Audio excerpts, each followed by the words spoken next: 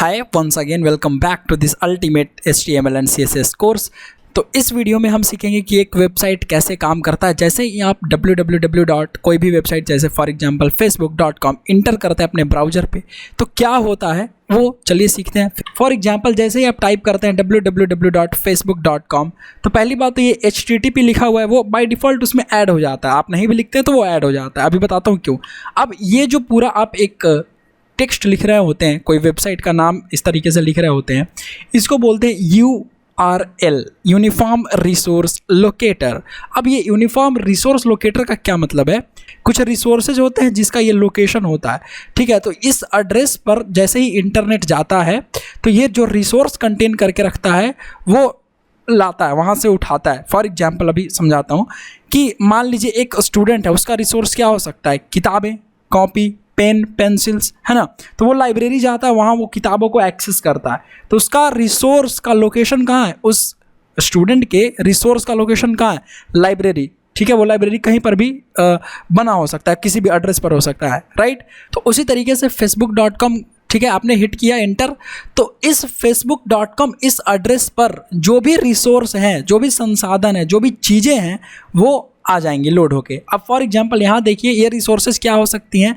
तो इंटरनेट पर ये रिसोर्सेज हो सकती हैं वेब पेजेस। वहाँ पर facebook.com के पास एक HTML वेब पेज हो सकता है। HTML ढेर सारे वेब पेज हो सकते हैं जिसको हम HTML डॉक्यूमेंट बोलेंगे, वही वेब पेज हमको दिख रहा होता है, ठीक है। नेक्स्ट उसके पास इमेजेस हो सकता है, फॉर एग्जांपल लोगो हो गया या तरह तरह के इमेजेस, ठीक है, फोटोज, फाइन। उसके बाद फॉन्ट्स हो सकते हैं, स्टाइल में लिखा हुआ दिखता है ना आपको, तो वो लिखावट वो फॉन्ट की वजह से, फाइन। आगे वीडियो फाइल या ऑडियो फाइल, कई बार हम यूट्यूब चलाते हैं या कई बार हम ऐसे वेबसाइट एक्सेस करते हैं जहाँ पर हमें वीडियो और ऑडियो सुनने को देखने को मिलता है ना। तो वहाँ पर क्या होता है, ये सब रिसोर्सेज हैं, संसाधन है किसके? एक वेबसाइट के, ठीक है। तो मैंने एक एग्जाम्पल दिया उस facebook.com का, रिसोर्स का आपका पहले से सेट कर दिया गया। मान लीजिए कि जब facebook.com खोलेंगे तो ये चार चीज़ें दिखाई देंगी, ये वेब पेज दिखाई देगा, ये फोटो दिखाई देगा, ये फॉन्ट दिखाई देगा, ये वीडियो ऑडियो दिखाई देगा। मान लेते हैं ऐसा सेट कर दिया गया। तो जब भी आप इसीलिए जब जितना बार आप खोलेंगे facebook.com तो वही रिसोर्सेज आपको दिखाई देंगे जो पहले से सेट किया हुआ है, जो फेसबुक वालों ने सेट किया है।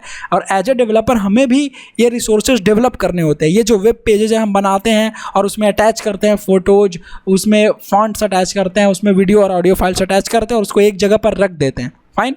अब देखिए जब भी अब यहाँ पर ध्यान देने वाली बात है, जब भी इंटरनेट पर आप कुछ भी एक वेबसाइट खोलते हैं तो वहाँ दो चीज़ें काम में आती हैं, ठीक है। दो चीज़ें काम में आती हैं, पहला क्लाइंट और एक सर्वर। क्लाइंट और एक सर्वर। क्लाइंट का क्या मतलब होता है कि जहाँ से आप कुछ काम कर रहे हैं ना, जहाँ से आप ब्राउज़र आपका जो है वेब ब्राउज़र, तो वो जो वेब ब्राउज़र है वो क्लाइंट है। सर्वर क्या है? वो जो रिसोर्स पड़ा हुआ था, वो सब वेब पेज फाइल, वो सब कहाँ है? सर्वर पर पड़ा हुआ है। तो क्लाइंट क्या करता है? जैसे ही आप लिखते हैं www.facebook.com तो क्लाइंट एक रिक्वेस्ट भेजता है, मतलब कम्युनिकेट करने की कोशिश करता है सर्वर के साथ। कहता है हे सर्वर, मैं facebook.com तुमसे चाहता हूँ, तुम facebook.com पर जो भी रिसोर्सेज अवेलेबल है, जो भी फोटोज अवेलेबल है फेसबुक के लिए, जो भी फेसबुक के लिए text box web pages available है, जो भी ऑडियो फाइल्स, वीडियो फाइल्स जो भी अवेलेबल है, तुम प्लीज़ मुझे दो। अब ये सर्वर समझता है कि हाँ भाई चलो मान लेते हैं एग्जाम्पल facebook.com को, ये सर्वर समझता है और प्रोसेस करता है उस रिक्वेस्ट को, उस भेजे गए मैसेज को क्लाइंट द्वारा। वो मैसेज का नाम मैं बता दे रहा हूँ, जनरल टर्म में बोलते हैं रिक्वेस्ट। उस रिक्वेस्ट को प्रोसेस करता है और कुछ रिजल्ट तैयार करता है जिसको रिस्पॉन्स बोलते हैं। कुछ रिजल्ट तैयार करता है and process and generate some results. अब वो रिजल्ट्स क्या होते हैं? वो रिस्पॉन्स, जो रिजल्ट्स मैं बोल रहा हूँ वो रिस्पॉन्स कहलाते हैं, ठीक है। अब वो रिस्पॉन्स हो सकते हैं वेब पेज हो, और उस वेब पेज में CSS अटैच होता है, जावास्क्रिप्ट अटैच होता है और काफ़ी सारी चीज़ें अटैच होकर के आपका पूरा रिस्पॉन्स तैयार हो जाता है और ये रिस्पॉन्स आपके क्लाइंट तक पहुँचता है। अब जैसे ही आपके क्लाइंट तक पहुँचता है, मतलब आपके वेब ब्राउज़र तक पहुँचता है, वेब ब्राउज़र इसको पढ़ लेता है, यार ये तो मेरा रिस्पॉन्स है।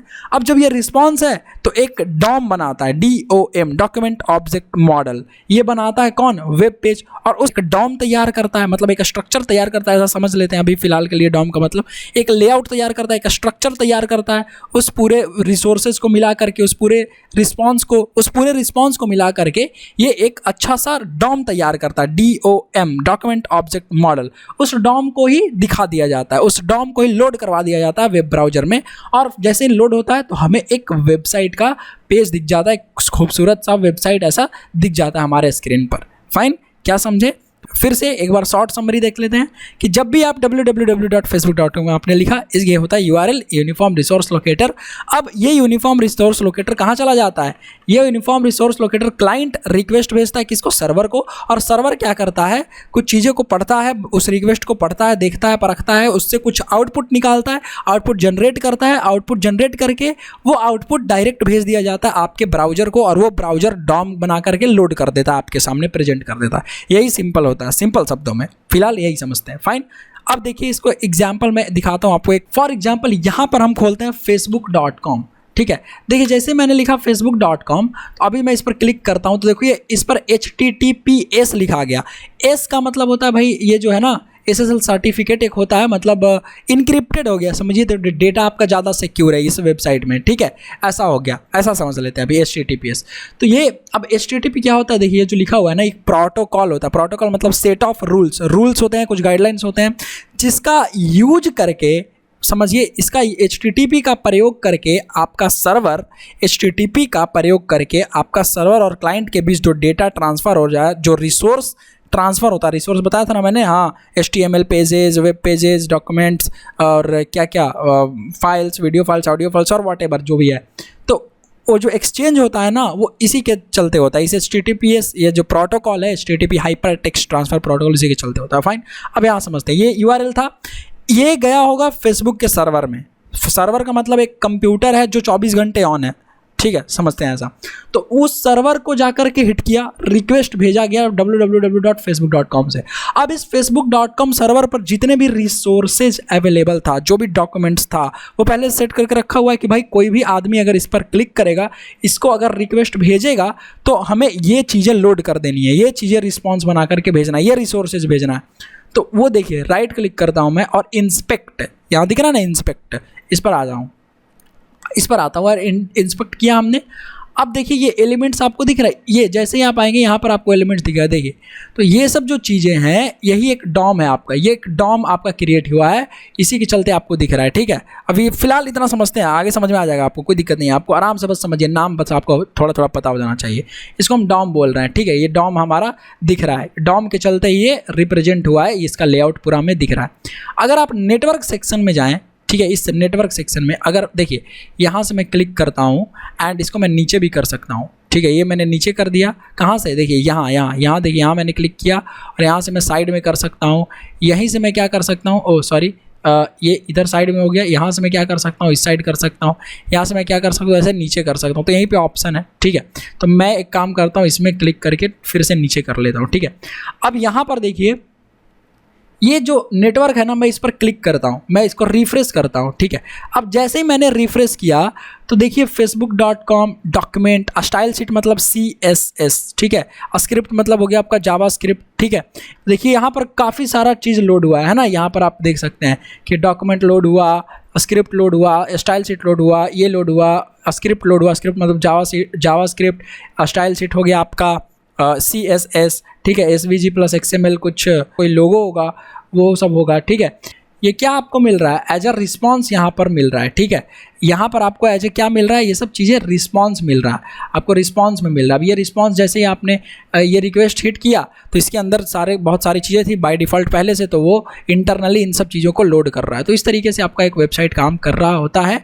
और जो वेब पेज होता है उसी को हम डेवलप करेंगे। फ्रंट एंड का काम ही होता है यही, फ्रंट एंड डेवलपर का यही काम होता है कि जो वेब पेज आप बनाएंगे वही चीज़ें यहाँ डेवलप होंगी। राइट, तो यहाँ पर एक फ़ोटो है ना, यहाँ पर बॉक्स है, ये इनपुट बॉक्स, तो ये सब ऐसे HTML में हम लिख रहे होंगे, बना रहे होंगे, और इसको ऐसा कंस्ट्रक्ट कर देंगे कि जब भी कोई ये वाला साइट क्लिक करे, हिट करे, इंटर करे, तो हमें वो वेब पेज दिख जाना चाहिए जो हमने सेट कर रखा है। और सेट करने से पहले हमें बनाना पड़ेगा ना, हाँ, कि ये वाला फ़ोटो यहाँ दिखना चाहिए, ये वाला सेक्शन यहाँ दिखना चाहिए, ये ऐसा कलर का दिखना चाहिए, पहले हमें बनाना पड़ेगा। तो फ्रंट एंड डेवलपर यही करते हैं और हम लोग यही कोड करके बनाएंगे। फाइन, तो मैं मिलता हूँ आपसे नेक्स्ट वीडियो में। आई होप आपको इतना कुछ समझ में आया होगा।